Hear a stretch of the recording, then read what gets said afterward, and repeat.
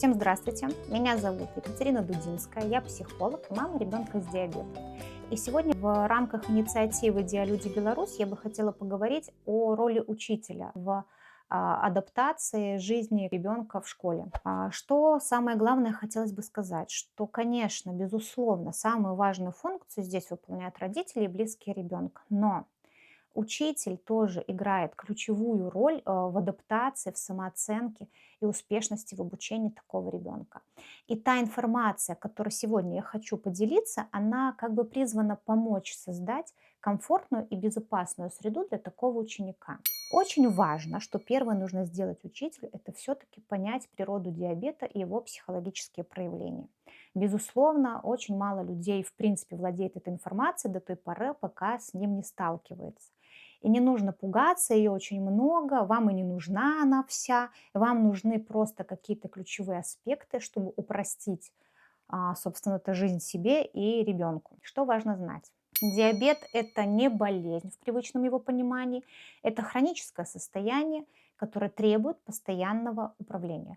И ребенок в этом не виноват, и никто не виноват. Болезнь это не заразная, поэтому сразу, если есть возможность, просто отмести все мифы, которые существуют вокруг диабета первого типа. Уровень сахара в крови, он действительно сильно влияет на настроение и когнитивные функции ребенка. Высокий сахар, он может вызывать усталость, он может вызывать раздражение, трудности с концентрацией. Низкий сахар, гипогликемия, может проявляться как бледность, как потливость, дрожь, головная боль, спутанность сознания, агрессивность, плаксивость. И это не плохое поведение, а физиологические реакции на то, что происходит в организме у ребенка. Диабет – это постоянный контроль.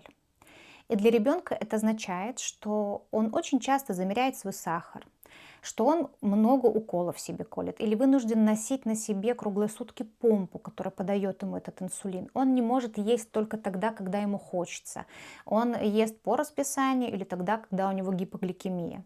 Он должен подсчитать углеводы, и это огромная ответственность, которая ложится на маленькие плечи детские.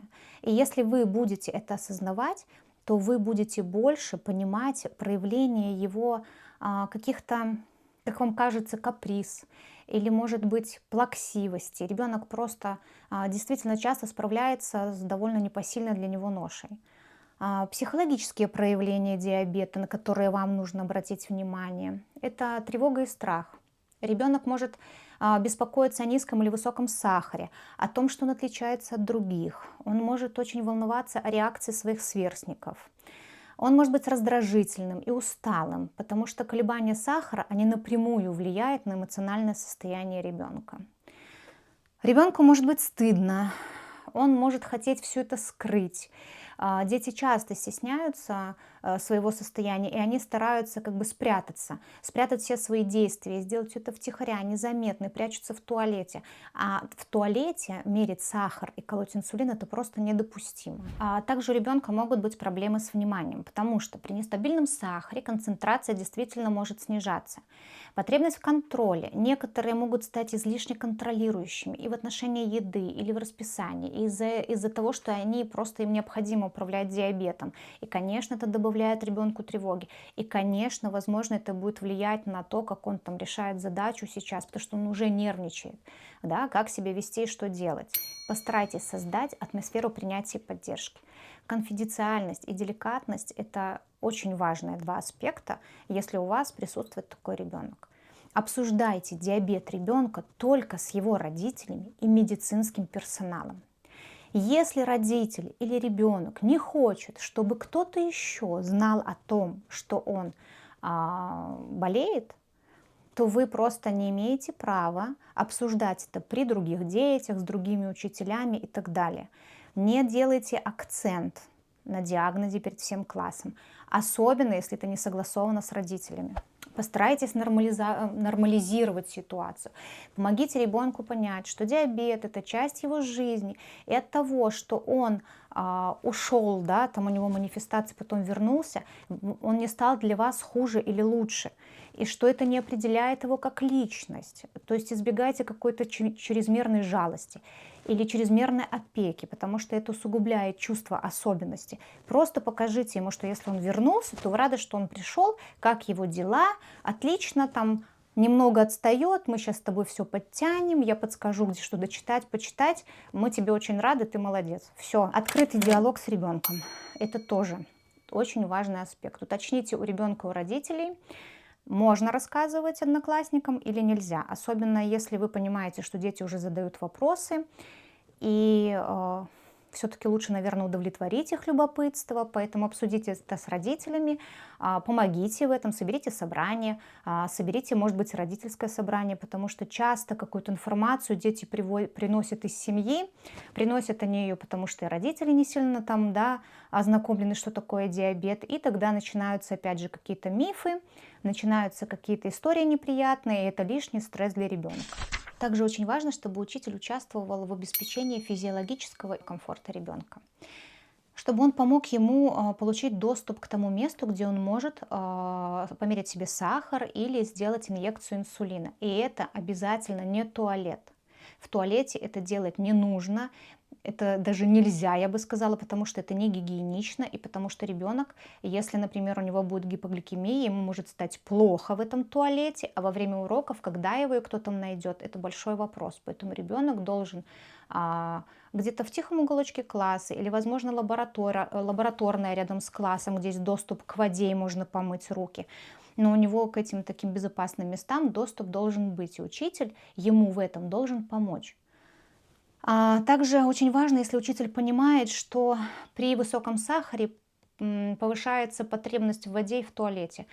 И ребенок не хочет вас раздражать, если 5-й раз просится выйти, а просто ему действительно физиологически это необходимо, поэтому относитесь, пожалуйста, к этому с терпением. Просто, возможно, договоритесь с ребенком, что он может какой-то условный знак вам подать или вообще просто может сам тихонечко и по своим потребностям встать, не нарушая, да, процесс урока, выйти и вернуться. Также ребенку с диабетом должен быть беспрепятственный беспрепятственная возможность к перекусам, потому что если сахар падает, то ребенку необходимо что-то съесть.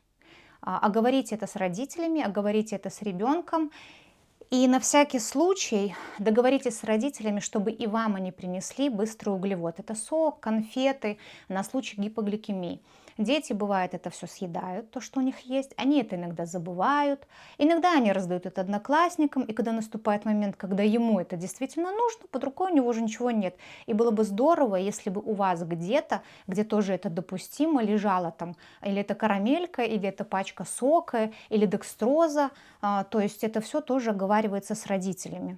И это позволит не только ребенку, да, купировать свою гипогликемию, но и вам будет спокойнее, потому что гипогликемия – это состояние, которое развивается довольно быстро, и оно может неприятные последствия за собой повлечь. Возможно, иногда также стоит обратить внимание на то, что из-за колебаний сахара ребенок может чувствовать себя плохо. У детей действительно бывают плохие дни такие, когда или сахар необъяснимо растет или падает.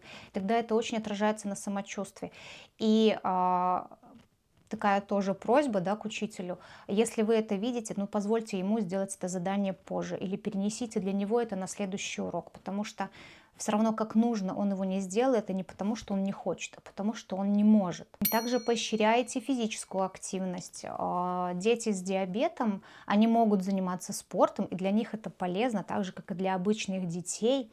Но физическая нагрузка может влиять на сахар, но это все, опять же, обговаривается с учителем, с родителями и с ребенком, чтобы вы понимали, да, какие возможности у ребенка и какие есть нюансы, и что нужно предпринять, потому что, например, сахар не упал или высоко не поднялся. Обычно дети сами все это знают, но когда учитель их в этом поддерживает, то, конечно, им значительно легче, чем когда они сами контролируют полностью ситуацию. Не Не забывайте все время контактировать с родителями такого ребенка. Это они источник информации. Попросите у них памятки для себя, если вы не уверены, что вы все запомните. Говорите с ними вот эти быстрые углеводы. Всегда имейте контакты родителей, информацию о том, куда звонить в экстренных ситуациях. Вам не нужно понимать, да, что делать, если там сколько хлебных единиц посчитать нужно или как там подколоть. Но если вы понимаете, что такое инсулин и для чего он, что такое гипергликемия или гипогликемия и какие симптомы у высокого или у низкого сахара, то, конечно, вам будет ориентироваться гораздо проще и вам самим будет спокойнее, да, то есть вы тоже владеете ситуацией, а не так, что вы не знаете, что делать с этим ребенком, ребенок тревожится, вы тревожитесь, и это просто дополнительные стрессы и срыв уроков. И очень здорово, когда учитель также поощряет ребенка к нормальной школьной жизни, да, условно нормальной школьной жизни, когда он его не выделяет чрезмерно, не акцентирует на нем внимание, на его диагнозе, когда он понимает, что основное правило — это интеграция, а не изоляция этого ребенка, когда он поддерживает его участие в школьных мероприятиях. То есть помогайте ребенку участвовать во всех школьных экскурсиях, активностях, праздниках. Просто заранее обсуждайте с родителями, как обеспечить контроль диабета. Тем более сейчас у многих детей стоят мониторинг уровня крови, сахара в крови удаленный. Родители хорошо видят, в какую сторону этот сахар ползет, куда он летит и что нужно сделать. То есть если вы просто будете на связи с родителями, то никаких препятствий для того, чтобы ребенок посетил экскурсию или какое-то активное мероприятие класса, абсолютно нет. Помогайте им адаптироваться, когда он только возвращается. Если видите, что ребенок стесняется, избегает общения из-за диабета, постарайтесь ему как-то помочь влиться в этот коллектив. Вовлеките в какие-то коллективные занятия, которые будут заранее заведомо успешными. И подчеркивайте его достоинства и таланты. И, конечно, будьте терпеливыми и понимающими, потому что у ребенка с диабетом бывают такие состояния, которые сам он не контролирует. И когда он сталкивается с непониманием, когда кроме того, что ему физически плохо, еще он испытывает и психологическое давление, то ни о какой адаптации в школе речи точно идти не может. Ваша роль как учителя — это не только обучение, но и создание безопасной, поддерживающей среды для каждого ребенка. И ваше внимание к психологическим аспектам из жизни ребенка с диабетом поможет ему чувствовать себя увереннее, успешнее и полноценнее в школьной жизни. Если у вас возникли какие-то вопросы или потребуется дополнительная информация по этой теме или другой, пишите в комментариях. А я желаю вам, чтобы ваша работа с такими детьми была наполнена только радостью, взаимным уважением и пониманием. Всего хорошего!